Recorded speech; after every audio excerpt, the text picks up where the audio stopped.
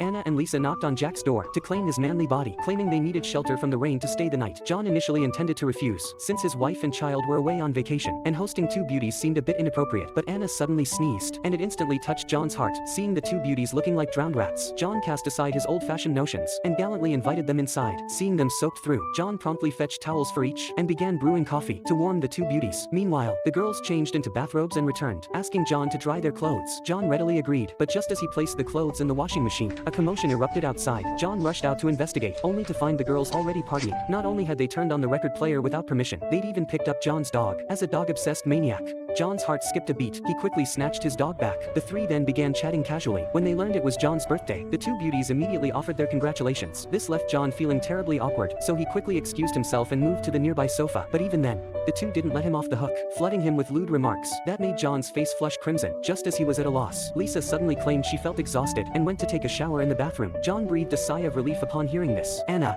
who remained behind, asked John to put on some music to relax. John agreed immediately, as long as they stopped telling dirty jokes. Anything else was fine. But the moment he turned on the record player, Anna began dancing provocatively beside him. Had John not possessed iron willpower, he would have taken both of them right then and there. Yet just as Anna pulled him into dancing, a text message suddenly arrived on his phone. Seeing this, Anna reluctantly stopped her movements. John hurriedly retrieved their clothes from the dryer, but upon reaching the bathroom door, the two beauties lingered inside, refusing to emerge. Worried for their safety, John entered the bathroom to urge them out. The scene that greeted him sent a chill down his spine. Caught between the two beauties, John was ultimately overpowered. When he awoke from unconsciousness, he found himself bound to the bed. Watching Anna approach slowly, John finally understood everything. Anna walked straight up to him and began rubbing her stinky feet all over his face. She even looked at him with a look of pure enjoyment. John was nearly suffocated by the stench. He struggled desperately to move aside, but his limbs were completely bound. He could only beg Anna to spare him, and offered to pay her. Anna flew into a rage upon hearing this, shouting that she wasn't a prostitute. She then began slapping John across the face, continuing for a full 10 minutes. After Anna left, John seized the chance to break free from his restraints. He immediately began searching for the two women. Spotting Lisa still leisurely sipping coffee, John immediately charged forward and grabbed her by the throat. But Lisa wasn't one to back down. She grabbed a fork and stabbed it into his shoulder. In pain,